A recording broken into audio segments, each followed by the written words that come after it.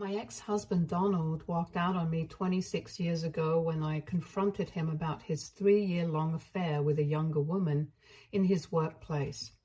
Donald was a classic narcissist, always refusing to admit his own mistakes and constantly finding ways to gaslight me during our arguments. He would repeatedly tell me throughout our marriage that I was insufficient as a wife or that I wasn't satisfying him enough. His manipulative tactics were so relentless that it had started to make me question my own self-worth and sanity. When I finally gathered enough courage and evidence to confront him about the affair, I knew he would still not relent. However, I had screenshots of his text messages with the woman, so I thought maybe he would finally see the error in his ways. The proof was undeniable, yet Donald refused to acknowledge it. Instead, he accused me of being delusional and insisted that I was invading his privacy by going through his messages. He maintained that he and the woman were just friends, despite the clear evidence to the contrary. The arguments became exhausting. No matter how much proof I presented or how logical my points were, he continued to deny everything and turn the blame back on me. He made me feel like I was losing my mind. Eventually, I reached my breaking point. I couldn't tolerate his lies and manipulations any longer. In a moment of clarity and self-respect, I told him to leave since he refused to admit his mistakes or take any responsibility for his actions. Since I was paying for the bills around the house and my name was also on the mortgage, I wanted him gone and informed him that we would sort out our assets during our divorce. Hearing the word divorce, Donald immediately snapped. His demeanor changed in an instant and he started getting violent. He yelled that he was not going to allow me to divorce him and that he would continue doing whatever he wanted with other women. He insisted that as his wife, I needed to keep my mouth shut and live with it. His eyes were wide as saucers as he then leaned near to my face and threatened to take my son away from me if I didn't comply with his demands. The fear and intimidation he was using was overwhelming, and I could feel my hands and legs starting to shake. I knew that I had to leave immediately right then and there for the sake of my safety and my son's. Otherwise, he looked like he could even start to physically assault me just to get me to agree with him. I quickly grabbed my purse and car keys and told my son to get in the car with me so we could get away from my ex-husband, at least until he could calm down. Donald, however, refused to let us go. He forced himself into the car with us, yelling and making threats, saying he was going to end me for trying to leave him. The situation was terrifying, but I knew I had to remain calm and find a way to get us to safety.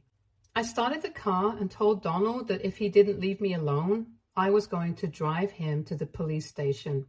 However, Donald just laughed at me and said he wouldn't allow me to do that. He threatened to swerve the car and even brought his hands near mine as I was driving, showing how he would ram my hands to prevent me from driving if I tried to head towards the police station. As we reached the traffic lights and stopped, I saw an opportunity. I got out of the car in the middle of the road and screamed for help, telling everyone around me that my life and my son's life was in danger and that my husband was threatening to kill us. Thankfully, a woman driving behind us had noticed that something wasn't right and immediately called the police without hesitation. Donald tried to get out of the car and run away, but the people who had been watching the whole commotion stopped him and took him down. I'm still so grateful to all the onlookers who saved me and my son that day. Their quick actions and willingness to help made all the difference in that terrifying moment. When Donald was finally arrested and taken into custody, a wave of relief washed over me. For the first time in years, I felt safe, both for myself and my son, Harry. The ordeal had left Harry terrified, almost on the verge of a panic attack. Seeing the fear in his eyes broke my heart, but I managed to calm him down. I held him close and promised him that I would never let him go through such a situation again. I assured him that I would do everything in my power to make sure Donald would never trouble us again. However, when Donald's family found out about his arrest, they called me, not to offer support or to understand what had happened, but to shame me. They blamed me for trying to get my husband arrested and accused me of being the cause of Donald's mental state. They said as their daughter-in-law, I should take my statement from the police and free my ex-husband since this was all my fault anyway. Their words were harsh and accusatory, and for a moment I felt the weight of their judgment, but I had already reached my breaking point. I had endured enough from Donald and his family over the years. This time, I wasn't going to stay silent, so I snapped. I told them that their son needed to learn a lesson, that they had failed to teach him to respect women and children. I told them to wait and watch as I would use every legal means available to make sure Donald faced the consequences of his actions, and that I would take everything away from their son. I expressed my shame and regret for having kept my mouth shut for so long, allowing myself and Harry to suffer in his hands because I was too scared to leave. I let them know that I was done being silent and passive. Despite their attempts to intimidate me, I stood my ground. I made it clear that I wasn't backing down, not this time. The fear and intimidation that had kept me in check for years was gone. I was determined to protect myself and my son, and to ensure that Donald would never have the power to harm us again. Their attempts to scare me only strengthened my resolve. I was ready to fight, not just for justice, but for our freedom and peace of mind. Long story short, not only was Donald forced to be admitted into a psychiatric center for his violent rage, but he was also sentenced to be under close monitoring for 8 months. He also had to go to mandatory anger management classes. The court recognized the extent of his abuse and infidelity, which played a significant role in the divorce proceedings. As a result, I was awarded more than half of his assets because of his years of cheating and abuse, which provided a sense of justice and security for me and Harry. Additionally, Donald was ordered to pay child support for our son until Harry turned 18, ensuring that we had the financial stability we needed. I also took out a restraining order against my husband, making sure that he could never approach me or Harry again in the future. This legal protection was crucial for our peace of mind, knowing that he couldn't come near us and cause any more harm. Throughout the divorce proceedings, Donald tried to catch my eye, hoping to intimidate or manipulate me, as he had done so many times before, but I had reached a point of no return. I acted as if he didn't even exist, maintaining my composure and focusing on what mattered, securing a safe and stable future for myself and Harry. When our divorce was finalized, I made the decision to move out of town and into a new place, far, far away from Donald and his family. I wanted to ensure that they could never trouble us again.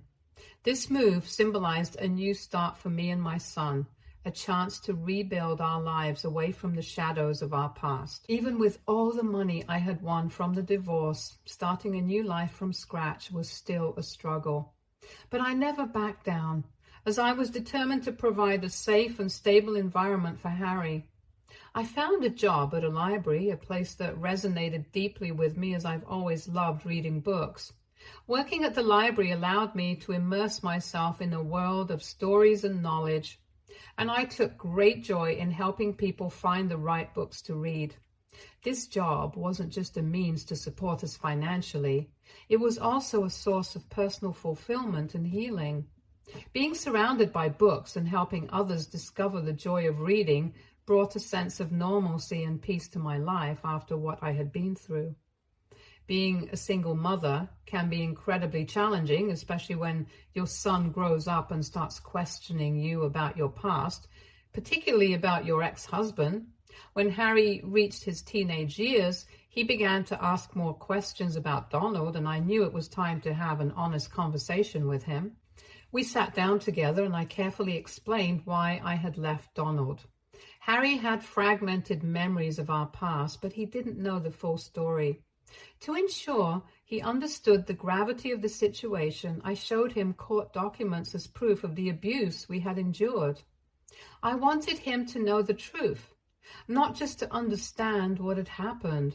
but also to ensure he never grew up to repeat his father's mistakes. I explained to Harry the legal repercussions his father had faced and how the laws have become even stricter now. It was important for me that he understood the severity of abuse and the importance of respecting others, especially women and children. This conversation was difficult, but it was necessary. I wanted Harry to grow up with a clear understanding of right and wrong, shaped not by the mistakes of his father, but by the lessons we learned from our past. Through this, I hope to instill in him the values of empathy, respect, and integrity, ensuring he would never inflict the kind of pain we had suffered on anyone else. Throughout the 26 years of raising Harry alone, I have given my son everything he has ever wanted. He has grown up to be a fine young man and is nothing like Donald. Harry continues to live with me even today. I don't mind having my son live with me since this is as much his house as it is mine. 3 years ago, his girlfriend Claire, who he eventually married, moved in with us. Harry and Claire were in love and wanted to live together, so I allowed them to move into the basement and renovate it as they pleased. The basement even has a separate entrance, allowing them to come and go as they wish, which gives them their own privacy. The only shared spaces are the kitchen and dining area, where the three of us sometimes sit together and have dinner. These are the only spaces that provide me with some time to interact with them and check in on how they're doing. I've always given the young couple as much space as I could, respecting their need for independence. However, I think it's important for me to mention here that Claire has never warmed up to me much. Now, I know most people complain about their mother-in-laws on Reddit, but I swear I have never done anything to disrespect or offend Claire in all the years I've known her. I understand firsthand how it feels to be intimidated. Hence, I would never want to make another woman feel that way. When Claire first moved into my house, I wanted her to feel as comfortable as possible with Harry and encouraged her to change things around the house as she pleased. Unlike Harry, who grew up with loving parents, Claire has had a very difficult childhood. She has shared heartbreaking stories with us about how her stepfather would burn her with cigarette marks and how her mother would let her starve by leaving her hungry while she would be off drunk in a bar. Hearing her stories has always filled me with sympathy for the poor child, and naturally, I have developed a soft spot for her. I've always treated Claire like my own daughter, wanting to provide her with the care and support she never received growing up. Initially, everything seemed fine between the three of us. However, over time, Claire started to feel uneasy around me. For some reason, she began to think that Harry and I were just too close with each other, since she never had a healthy parent-child relationship. This perception puzzled me because I had always tried to give them space and respect their privacy. She would tell Harry that it was weird for him as an adult to spend so much time with me. Just to clarify, my son and I watch a show together every Saturday, which Claire even started watching with us as well. It's just a 1-hour show every Saturday, and my son and I like watching it. I don't see how watching a show together could be seen as weird, but that's what she started telling Harry. When Harry talked to me about it, he explained that he needed to listen to his girlfriend, and I completely understood. I wanted my son to prioritize his partner, so I never questioned him or Claire about their feelings. However, Claire continued to have issues with me further. She would subtly discourage or criticize our family traditions or activities that involved me and Harry. For instance, as a single mother, I always made it a point to spend every Christmas with my son, creating a homemade Advent calendar each year filled with activities we could enjoy together, like crafts, ice skating, drinking hot chocolate, or seeing the local Christmas lights. Harry has always cherished this tradition and would even tell me how he wanted his children to experience this. However, when Claire came into the picture and spent the first Christmas with us, she started complaining about how boring these activities were and expressed a preference to spend Christmas partying with her friends instead. She told Harry that he was too old to be spending Christmas with his mommy and that they should go out like other young couples. Despite my sincere efforts to include her in our family traditions and activities, Claire consistently tried to alienate me and diminish the special moments I shared with Harry. It was hurtful, but I remained committed to maintaining a positive environment for Harry and respecting his relationship with Claire, even if it meant adapting and accommodating her preferences. On top of all this, Claire used to have a bad habit of walking around in inappropriate clothing when she moved in. There have been instances where I'd seen her cooking in our kitchen wearing only lingerie in the middle of the day, or sometimes just wearing a towel that barely covered her ass, even while eating dinner with me. As a woman, I have no issues with nudity or what people do in their own private spaces, but I prefer not to see that in our shared spaces. It's about respecting people and considering whether others would be comfortable with this level of nudity or not. When I brought this up with Harry and asked him to talk to Claire about wearing more appropriate clothes, it sparked a heated argument. Claire reacted defensively, accusing Harry and me of trying to control her and asserting that it was her body and her choice on how she dressed. I calmly explained that I was uncomfortable with her exposing herself in front of me, but Claire retaliated by calling me a pervert. That really angered me. So I bluntly told her that if she wanted to walk around naked, she could do so on the streets, but inside our home, in our shared spaces, she needed to show respect and be civil. I made it clear that if she couldn't abide by that, she couldn't continue living with us. This immediately silenced Claire as she realized she didn't have any other place to go. Since then, she started to dress more appropriately around me. When Harry told me that he had proposed to Claire, I was genuinely happy for my son, though I did have concerns about their relationship and that it might be moving too quickly. However, I knew it wasn't my place to interfere, so I kept my thoughts to myself. I ended up paying for all their wedding expenses since Claire's parents didn't seem to care about her and didn't even bother attending their wedding.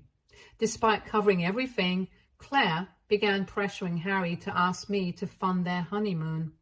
Harry had saved up some money for a nice trip, but Claire wanted to go overseas, which they couldn't afford without my financial help.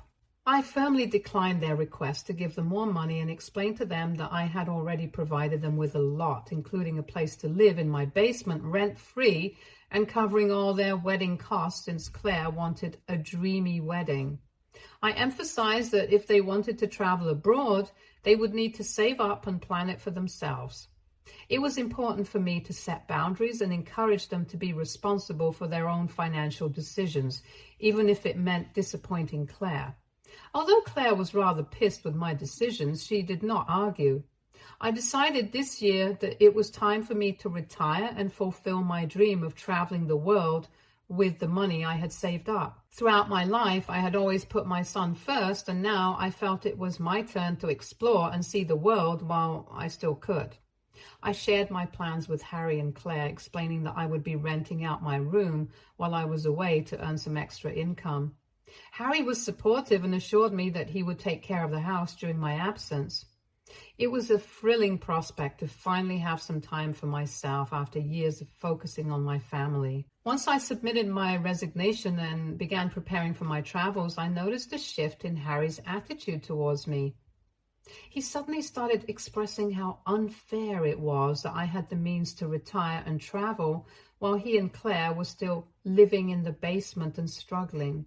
He voiced concerns about the challenging economy, expressing doubts about how he would never be able to afford a house on his own, especially since Claire had lost her job and this had added more pressure on his shoulders.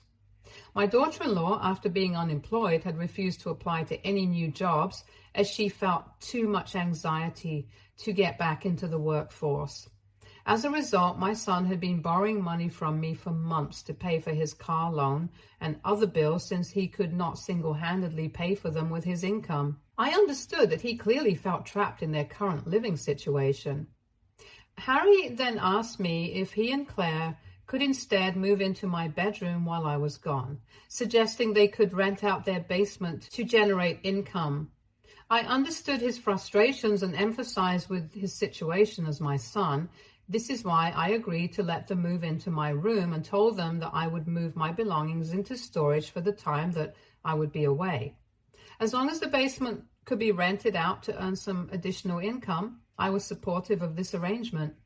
Before embarking on my trip next month, I discussed with my lawyers and decided that I would pay off my son's car loan as an additional gesture of thanks for looking after my house while I would be gone. As I mentioned earlier, I wanted to support my son and his wife in any way I could. However, before I had the chance to share this news with them, I came home yesterday evening to a surprising sight. My clothes and belongings were strewn on the floor outside my bedroom. At first, I was alarmed and thought our house had been robbed, but when I walked into my room, I found Claire and my son going through my drawers and closet, removing everything. Confused and taken aback, I asked them what was going on.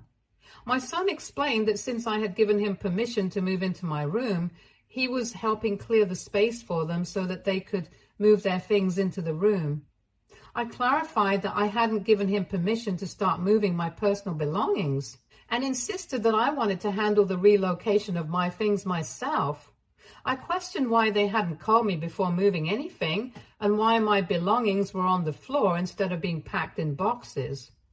Claire responded that they wanted to empty the room first before packing things into boxes, claiming they were trying to speed up the process since they felt I was taking too long to move out. I felt a mix of frustration and hurt. It was disheartening to see my personal space invaded and my belongings handled without my consent. I had trusted them to respect my possessions and this house while I was gone, yet they were already treating them with so much disrespect, as if my consent no longer mattered. I got increasingly angry and told them to immediately stop going through my things and that I would pack my belongings at my own pace. I made it clear to my son and Claire that they had absolutely no right to enter my bedroom without my permission. Claire argued back defensively, claiming I was overreacting as if they had committed a crime. That infuriated me even more, and I reminded her of how she had barred me from entering the basement since she moved in, and she always insisted on her own privacy, yet here she was dictating what should happen in my own bedroom. Turning to my son, I asked him where he expected me to sleep, as I still had a month left before my trip. Harry tried to calm me down by suggesting I move into the spare bedroom or even into their basement for the remaining days. I was shocked and hurt by his suggestion. I reminded him firmly that this was still my house to begin with, and they were merely guests, living in the basement. They had no right to push me out of my own bedroom or dictate where I should sleep. Hearing this, Claire started yelling at me that I was just an old useless hag who refused to let them have anything, and that this was why she had wanted my son to kick me out for years. I was taken aback and turned to Harry in disbelief, asking him if it was true that they wanted to kick me out of my own home. Harry, unable to meet my eyes, looked down in shame. Meanwhile, Claire continued yelling, accusing me of treating them like outsiders and insisting that I had no right to occupy an entire house while they were confined to the basement only. She argued vehemently that since I was retired and planning to travel, I should vacate the house and allow them to take over completely so they could finally start their own family in peace. She said I was only standing in their way and refusing my son his rights to this house. Since this argument, I haven't spoken a word to my son. Harry and Claire have left my belongings alone for the time being, and I have refused to let them move into my bedroom. As I write this, for the first time, I feel a sense of fear and uncertainty. I worry that Harry might be secretly planning ways to push me out of my own home. Legally, I know he can't do that because the house is in my name. But what happens when I'm away traveling for months? It's not just about the physical space, it's about the trust and respect that seems to have been shattered between us. AITA? If I kick out my son and his wife for not respecting my space? Update 1. All right, I've listened to everyone, and I did talk to my lawyer as well. I've given my son and his wife a 2-week notice to move out of the basement. I've been clear with my son that if he doesn't comply, I will cut off the electricity and water to the basement and change all the locks around my house so he cannot come back in. Furthermore, I've warned him that I'm prepared to take him to small claims court to recover all the money he owes me and hasn't repaid. I've also made it clear to my son that their actions towards me could be classified as elder abuse, a serious offense that could lead to legal consequences, including imprisonment. This has understandably left my son feeling terrified, and he's attempted to apologize. However, after everything that's happened, I find it difficult to trust him anymore. As for Claire, she hasn't uttered a word to me or offered any apology for her earlier outburst. I have put up cameras around my home to record just in case they attempt to do anything to me or steal my stuff. Overall, this has been a tough decision to make, but I feel it's a necessary step to reclaim my space. The lack of respect and the strain on our relationship has reached a point where I need to take firm action to protect my own well-being and interests. Update 2. I know everyone has been waiting for an update. Harry and Claire have finally moved out. In the days leading up to their departure, Harry made numerous attempts to negotiate and plead with me. He tried to emotionally manipulate me, expressing how his marriage was at risk because he lacked the financial capacity to support himself and Claire, and urged me to let them stay for a few more months. Despite his pleas, I refused to back down. On the day they were packing their belongings into the car, I could hear Claire hurling insults at me and angrily kicking things around in frustration. Her behavior was hurtful, but I remained composed and refused to react, denying her the satisfaction of seeing me affected. I'm also well aware that she took some of my utensils and cutlery from the kitchen while moving out, which angers me, but I decided to let it go. After they left, I immediately had all the locks in my house changed. I've decided to use the thank you present I had wanted to give my son previously to instead treat myself with some new renovations around the house. I feel so much at peace now that I don't have them living with me. Update 3. It turns out my post has gone viral on TikTok and my son has discovered it. He and Claire were completely unaware of my intention to give them money as a thank you gift by paying off their car loan, since I never discussed it with them after our fight that day. Now that he's read the post, he's bombarding me with calls asking me for the gift. He's telling me how much the money can help him and that I should not be so selfish by denying him this. I've told my son that this is all my hard-earned money, and after the way he and his wife had treated me, he has no right to ask me for anything. Meanwhile, Claire, who didn't apologize to me this whole time, has also started to text me, claiming that I owe them this money after everything they've been through because of me. She insists that paying off my son's car loan would help make a significant difference for them financially, and that as his mother, I should do this for them. She has even sent me pictures of the both of them living in a tiny room at a friend's place and blames me for their plight. This entire situation has caught me off guard. While it's true that I had originally planned to help them out of goodwill, their lack of respect towards me ultimately made me decide to not help them out in any way. I feel disappointed by their continued demanding and entitled behavior towards me. It's disheartening that despite my efforts to support and help them, their response hasn't reflected gratitude or understanding of the sacrifices I've made. Obviously, I won't be giving a single penny to my son, no matter how much he begs, because I feel like I have done more than enough for them already. I've also made the difficult decision to block my son so he can't disturb me any further.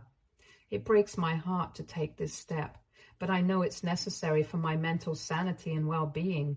I've also postponed my trip for the moment, and will be going only after everything is settled and stable. Stay tuned for more stories from our